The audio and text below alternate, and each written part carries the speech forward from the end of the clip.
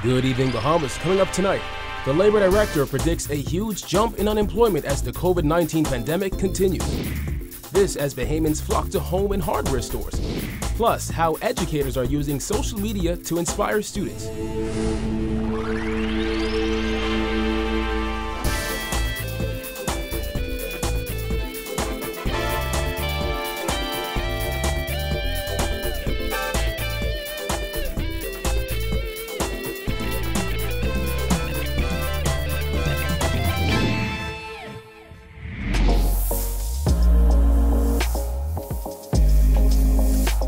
Our news is brought to you by Alive. Welcome to Our News and thank you for joining us. I'm Kyle Joaquin. The Ministry of Health has confirmed an additional 5 cases of COVID-19, bringing the total number to 70. The cases include a 28-year-old woman and a 33-year-old man, both of New Providence, who remain in isolation at home. A 65-year-old man of New Providence who is in hospital, a 63-year-old woman from Bimini who is being housed at the government's quarantine facility, and a 78-year-old man who is in home isolation. None of the 5 new cases have a history of recent travel. 12 people have recovered. The country's unemployment rate could skyrocket to 30%, according to Acting Director of Labor John Pinder, who insisted the widespread but necessary business closures that have been ordered to stop the spread of COVID-19 are wreaking havoc on the local economy. Jasmine Brown reports. The acting labor director says while he hopes it doesn't get to that point, he believes unemployment may skyrocket to the double digits because of the coronavirus pandemic. I know it's going to be in the high 20s, maybe as high as 30%. Pinder said he believes unemployment could hit 30% during the second half of the year. That would be more than triple the 9.5% jobless rate released by the Department of Statistics last summer. He said some smaller businesses simply cannot afford to keep staff while they are either shuttered or working limited days and hours. I appreciate the fact that there are some employers who are really taking a hit and just trying to keep Bahamians employed because they understand the importance of this whole thing. I hope more employers would do so, and maybe the government can offer them some sort of concessions moving forward. But then the government is in the catch-22 because they need the revenue badly. Pinder's comments come nearly 2 weeks after Minister of National Insurance Brenzel Roll revealed the National Insurance Board will have to brace for a massive drawdown on its financial resources of at least an additional $16 million per month. Last month, 5 resorts announced their closures due to dwindling tourist bookings amid global travel warnings. Those resorts that include Atlantis, Bahamar, Melia, Sandals, and Resorts World Bimini account for nearly 15,000 jobs in the Bahamas. But Pinder said many people are not yet considered unemployed because they were temporarily laid off. A number of the major employers are just laying people off. They're not making them unemployed. They haven't made them redundant. But there's a concern coming from a number of the major employers as relates to the clause in the Employment Act that gives them 90 days window to make a determination on whether or not they rehire or they give them severance pay. I believe we have to course the government to make some amendments to that just for right now to extend that layoff period. Because 90 days is probably too short for what we're going through right now. Reporting for Our News, I'm Jasmine Brown. Well, long lines and the scorching heat didn't deter hundreds of New Providence residents who lined up outside hardware and home stores across the island today to stock up on items. It's the first time some of these businesses have opened their doors since emergency measures were put in place a month ago. Berthany McDermott reports. Long lines were the scene at hardware and home stores across the island today as scores of Bahamians showed up to pick up some essential items. Despite the hot sun, residents at both stores say they're happy about the stores reopening. However, some lamented the long lines. One of the first items I need to buy now is a new umbrella. But I came to buy some other things, some gifts. One is for my mother. She wants a pot set, so you wait on the lines because mostly you have something important you want to do. You don't want to wait, but you have no choice. Well, I need some things. I want to do some stuff in my yard, some little repair, and I need a few things. Something like a read, but I'll have to stand in line to get it now. The opportunity arises that I could get a few things. That's why I'm here. I can come in, and I need to put up shutters. So I'm using my time to be constructive. At Kelly's Home Center, the line stretched from the side entrance down the sidewalk and around the curb. Blue markers on the ground ensured patrons were socially distant, and it was a similar scene at Quality Home Center. Upon entering, workers are stationed at the entrance ensuring everyone is socially distant and wearing a face mask. Additionally, everyone is required to sanitize their hands before entering the store.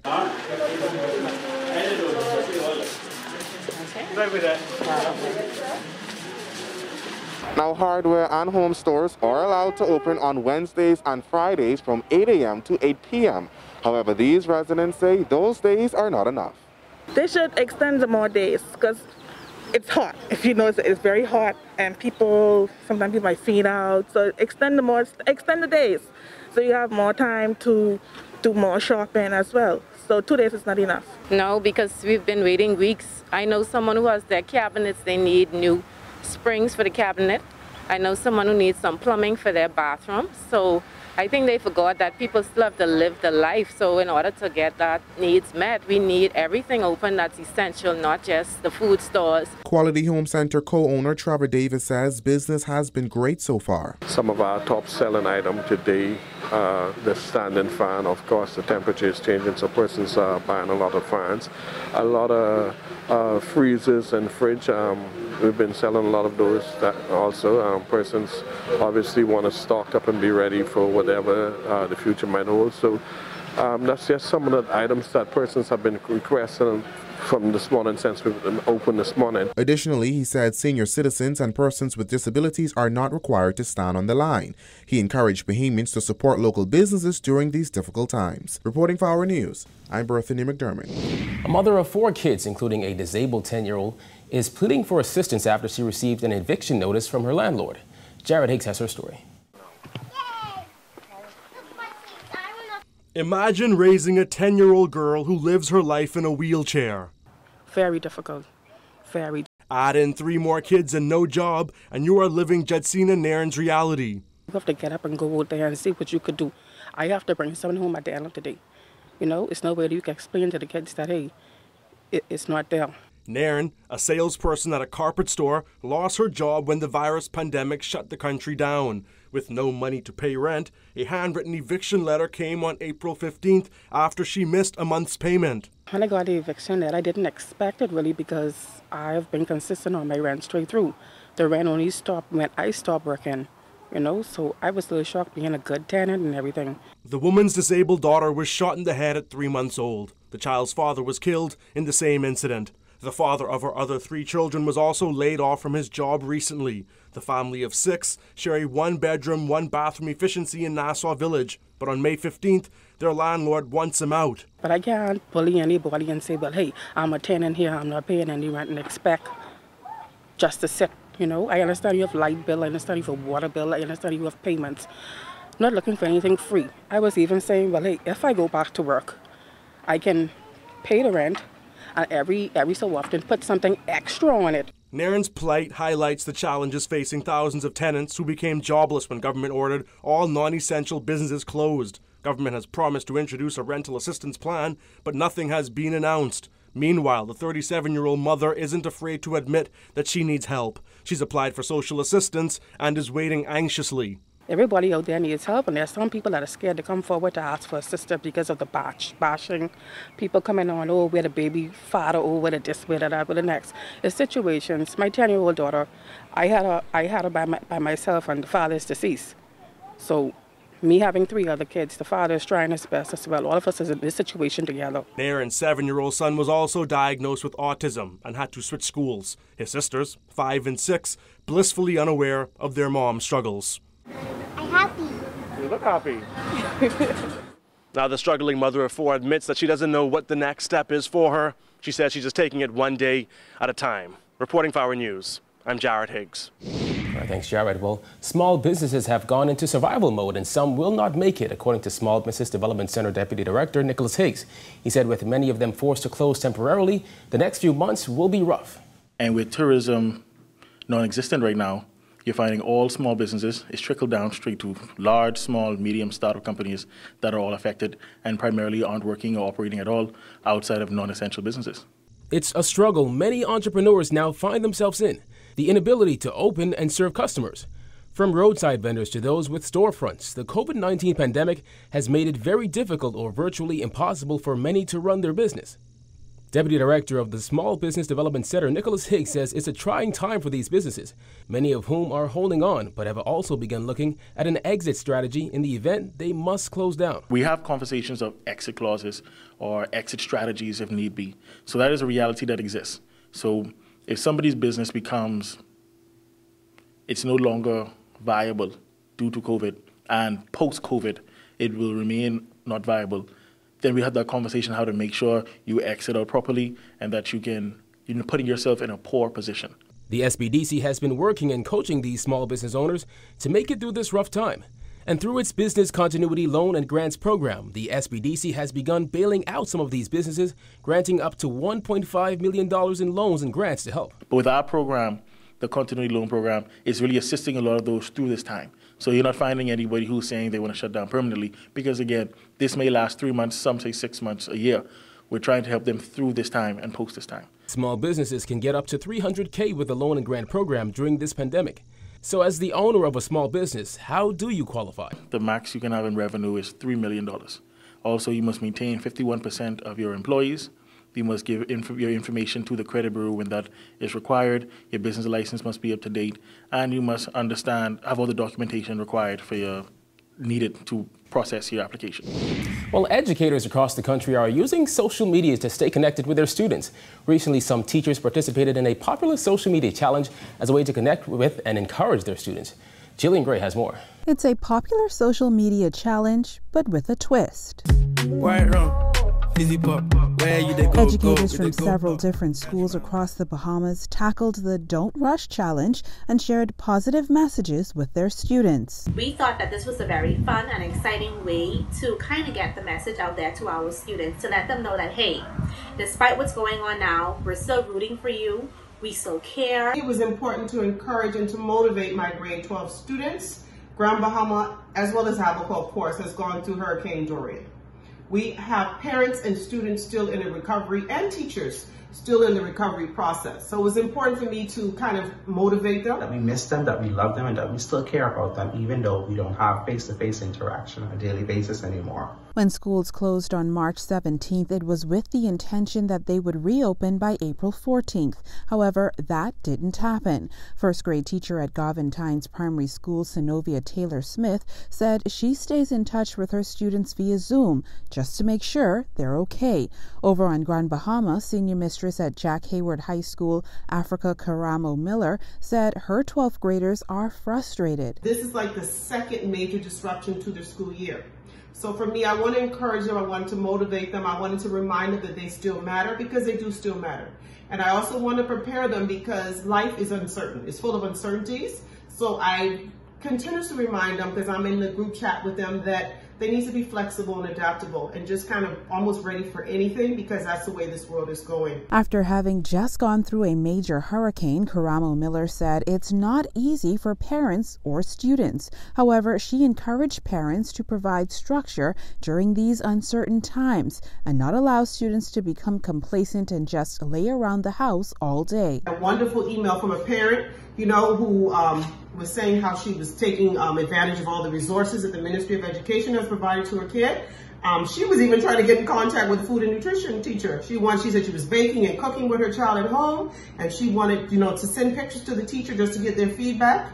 So, we need parents like that, parents who are actively engaged. But I want to remind the parents too, even though you might be worried about tomorrow or what's going to happen with your job, etc., still try to provide some structure for your children. Educators encourage students not to be disheartened, but use this time wisely, especially high school seniors. Reporting for our News, I'm Jillian Gray. All right, thanks, Jillian. Still to come, more students taking advantage of virtual learning sessions. Stay tuned.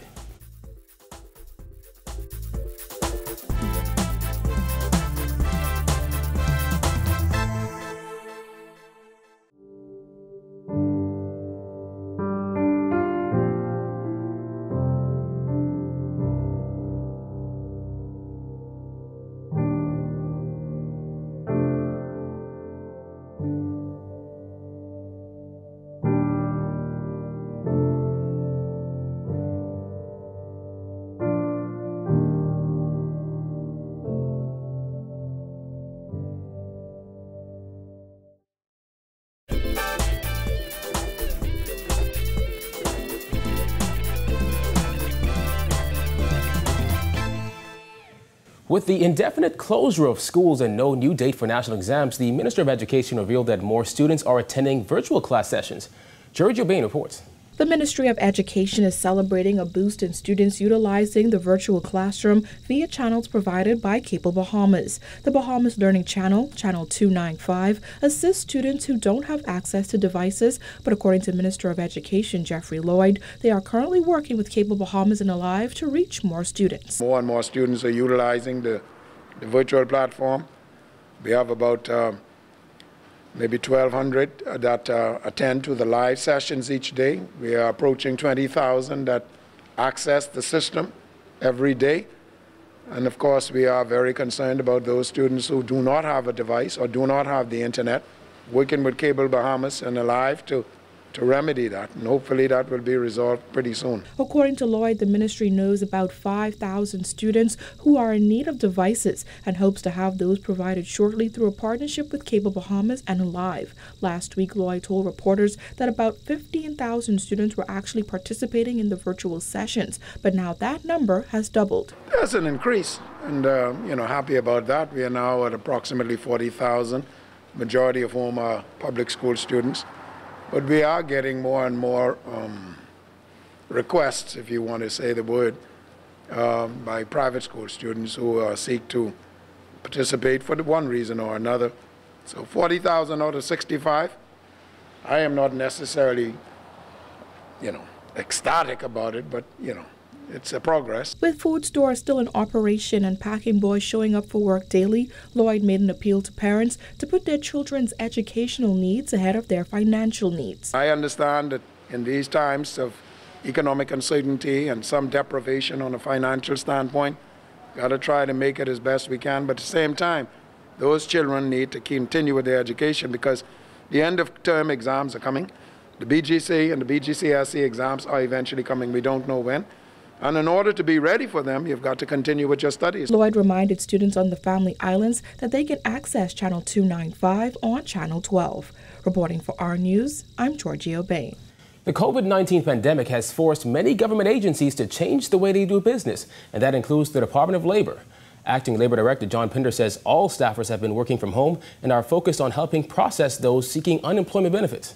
We were registering persons that were laid off with a view of them getting the unemployment benefit from NIB. A lot of persons didn't really know how to execute the paperwork on that. So we have developed a website. They go to our website, we give them a link. They just go on the link, follow it up. Then one of my officers who are working from home, they actually go through it every day and they're watching it, and then they forward information on the NIB once your information has been completed. Pinder says so far the online system has been working well and thousands of applications have been processed and forwarded to the National Insurance Board. We were able to save some time in that the two major employers being Atlantis and Bahama, I think they fashioned all the names and they forwarded straight to NIB. So NIB was able to actually execute those payments in that regard. But a lot of persons still come through the Department of Labor for the unemployment benefit, the smaller hotels and the restaurants and some of the other persons who need the unemployment benefit. Still to come, how the alphas are helping to feed those in need. Stay tuned.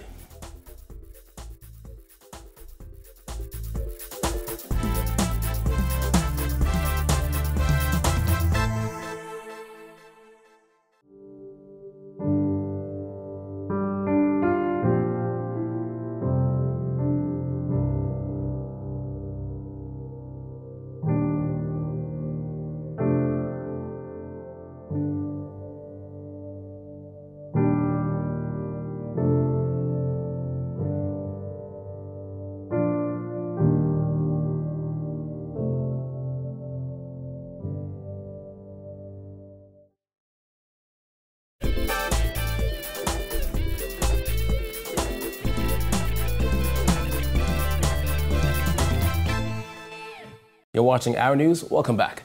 Great Commission Ministries received a much-needed financial donation from Alpha Phi Alpha Fraternity Incorporated today. Great Commission's feeding program has seen numbers double amid the COVID-19 crisis. Today we make a donation of $2,000 to the Great Commission Ministries, Mr. Hangel and his organization. And we also make a donation of $1,000 to the Purses Rogers Home for the Aged, and we make a donation of $1,000 to the good people of Acklands. Acklands is very dear to me. It's my birthplace, and I know the hardship that many of the persons there endure. Past President Wallace Rhodes said the fraternity put the recent weekend lockdown to good use and raised over $6,000 to help local feeding programs. Great Commission President Bishop Walter Hanchel thanked the fraternity for the $2,000 check and school supplies, which he said will help the 700 people who depend on the feeding program. This will cause many people to smile, because what we're going to do, what we've been doing every day, we've been spending roughly about $1,500 to $2,000 every day for the last 4 weeks on food, just food, our food bill alone. We normally use about 200 pounds of meat every single day for our clients, and during the lockdowns. Well, being stuck at home during curfew and lockdown doesn't mean you have to eat to pass the time. In fact, health and lifestyle coach Ethan Kwan says this is the perfect time for Bahamians to make the small changes towards living a healthier life. This includes limiting your intake of processed and fast food. Let's get back to cooking our own food and focusing on cooking whole food. And all whole food is that it's really food with one ingredient. And so you're talking about things like your meat, your fish, your grains, and really as far as diet nutrition goes, you know, just trying to make healthier food choices based on the options that we have available. The Bahamas is among the leaders in the region for cases of diabetes and hypertension. And while gyms are closed and you're limited to the amount of physical activity you can get in, Kwan says there's a lot of other things you can do at home to stay active. Just have a dance party, put on some music that you really enjoy listening to and dancing to, and dance around your living room for 20 minutes. Increasing physical activity doesn't always mean go to the gym. What it simply means is get the body moving. And so if you want to increase physical activity, just think of ways that you can actually just move your body. During this time, we want to focus on really building the foundation so that we can build healthy habits. Still to come, imagine being stuck in another country, but you don't speak the language. We'll tell you an athlete's story on the other side of the break. Stay tuned.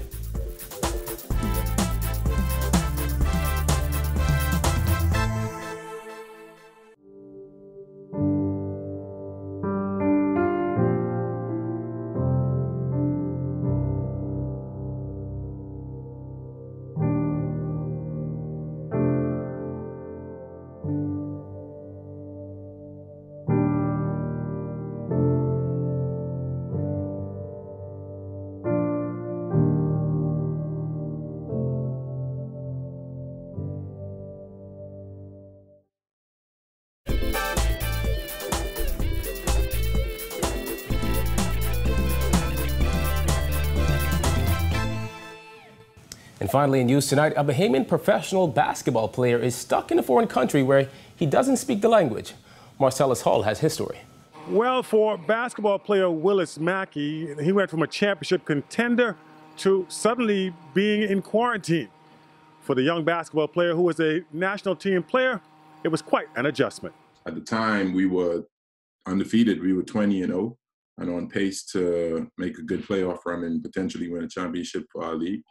And that's always been the goal since the beginning, you know. And then once everything went to Hull, it was like, now we'll never know how our season will end. We'll never know we'll have that opportunity, you know, to raise that trophy above our heads. You mentioned the fact that you're a Bahamian, obviously, and you're abroad in a whole different country. Yeah. What's that experience been like, man, being so far away from home and then a different culture? I've kind of been used to being away from home, but this was definitely the biggest adjustment because of the obviously different language, the food, the culture, everything different. You know, when you move to America, people speak the same language. When you move to Spain, like, you don't relate on nothing. You walk in the stores and you see the first person speak to you in Spanish, you like, bro, it's difficult. I mean, but obviously you miss home so much daily and stuff like that, but you realize why you're here and you realize that you have bigger things that you're working towards, so it makes it a little easier, you know. Have you been keeping track on what's been going on back home with your family and everything else? Oh, of course. I talk to them every day. My parents are a little less tech savvy right now. We're trying to, you know, teach them a little more. But my sisters obviously like, I FaceTime them every day, probably sometimes twice in a day. Sometimes it's like shorter and then longer later at night. But right now, my mom's actually, she's one of the people that have been making face masks for people in Freeport, because I'm from Freeport. So she's been pretty busy right now. My sister's actually in Nassau, like taking calls and stuff for her, and it's been pretty crazy. What have you been doing to kind of, I guess, keep yourself occupied and stay sharp? Keep my mind occupied. I've been doing a little bit of reading here and there. I've been doing some music. I make music on the side and stuff like that. And I started a YouTube page actually to start like documenting my time here and things like that. And also, you know, trying to start YouTube through a perspective that not many people get to see, which is through the lens of a Bahamian. So when I travel and when I do different things like that, I think people enjoy seeing the world, but through the eyes of somebody that they know, you know. In terms of the physical aspect, I started a daily challenge. I do 150 push-up, squats, and calf raises every day. That's about it. That's all we really could do. I can't do nothing with a basketball. So there you have it. Of course, as usual, we'll continue checking in on our athletes around the globe as they go through this quarantine process during COVID-19. For our news, I'm Marcellus Hall. The weather is next.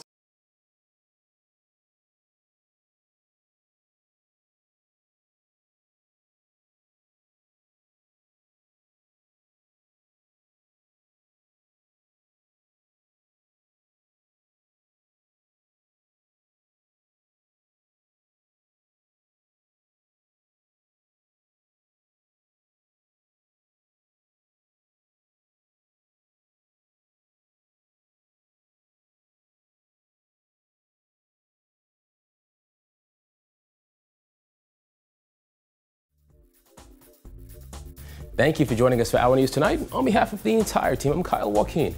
Remember, you can catch Our News on the go with the RevGo Play app. Have a good Wednesday evening, Bahamas.